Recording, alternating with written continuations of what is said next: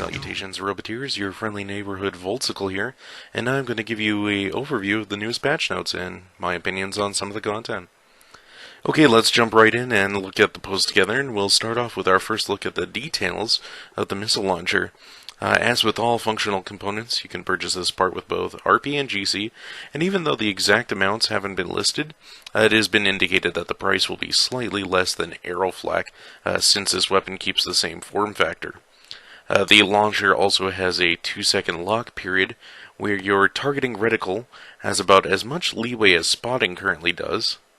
The missile can also be dumbfired while waiting for a lock-on, or just to shoot plutonium crystals. Also, while targeting an enemy bot, they will see a hit indicator, indicating either the missile bot's location, or the direction the missiles are coming from. That hasn't been quite specified yet. And in terms of damage, each missile is equivalent to a pre-patch max rank rail shot per missile right now. And the missiles can be fired on demand during reloads, so you don't have to wait like a full 6 reload like you do for a rail. And the launcher itself weighs about 35 kilograms and uses 275 flops, making it actually extremely viable for flyers to use as well.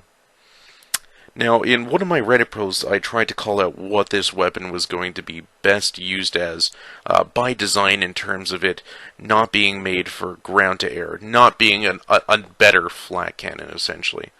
But it seems like this will be mostly used as like an air-to-air combat, perhaps to encourage more dogfighting-like gameplay, and making its air-to-ground combat more the secondary efficiency. We also see our Jammer community manager Drognin did a missile Q&A, and you can find that under the gameplay forums, so definitely go check that out. But as far as what my impression was of the weapons, as far as we know today, this is going to be to counteract Tesseract-style drones, while encouraging tankier airplane-style bots, while at the same time making rails a viable danger to the tankier planes. And you see this coming into the balance changes.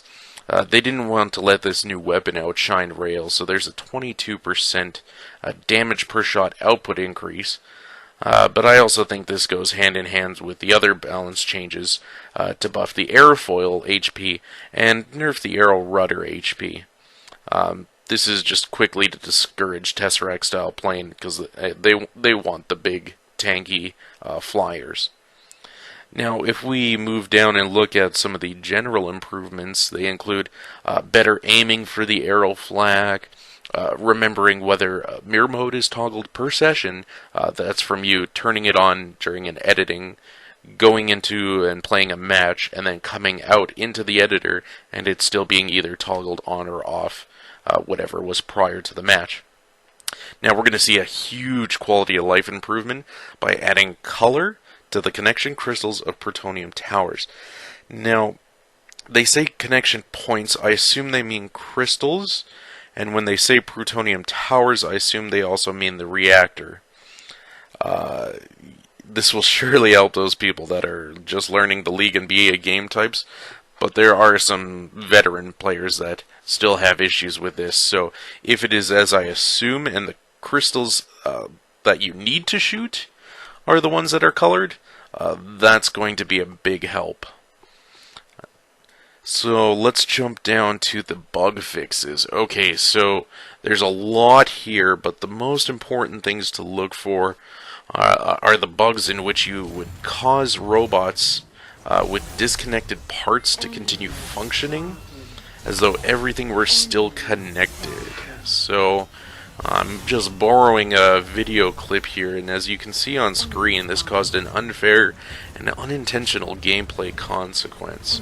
So hopefully we won't be seeing any of this anymore, and no further bugs caused by the fixing of this, whereas where things shouldn't be separated are separated.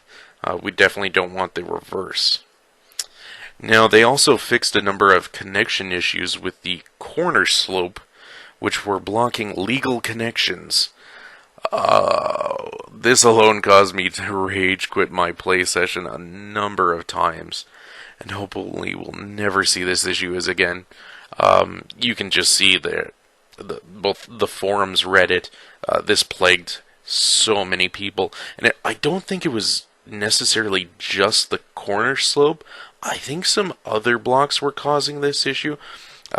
This particular patch note is a little vague in terms of exactly what it's referring to, but if it's referring to anything that generated this error message, if I never see this error message again, that'd be great.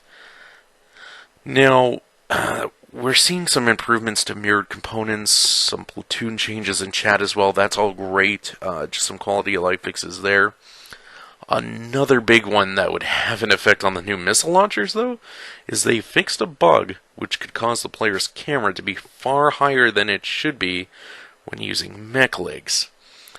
I specifically covered this video, or this bug in my video, and if this had slipped by unfixed, it would have led to a major misuse, as the missile launchers themselves don't use line of sight from your bot, but rather your camera.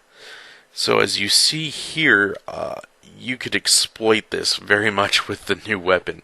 Having an aerial view from a ground robot that launches air missiles. It would have been a lot of fun to abuse it, sure, but I definitely wouldn't want to be on the receiving end, so it's a good thing they caught that, and hopefully we won't be seeing that issue anytime soon again. Now, for one of the things that are actually missing from these notes have me worried, which is the Mega SMG placement abuse that still seems to be around. So I hope they take a second swing after Thursday and take that abuse away, as well as many other bugs I hope they're working on, and hopefully they get that sorted out. Now, tomorrow I will be doing sort of a missile launcher first impressions video. I'm going to play around with it. I'm going to build a bot, test it out, see kind of what the patch notes actually translated to once they go live. And, yeah, you'll see that all tomorrow. So I'm going to quickly wrap this up, and we'll see you guys in the videos coming up next. Thanks for watching.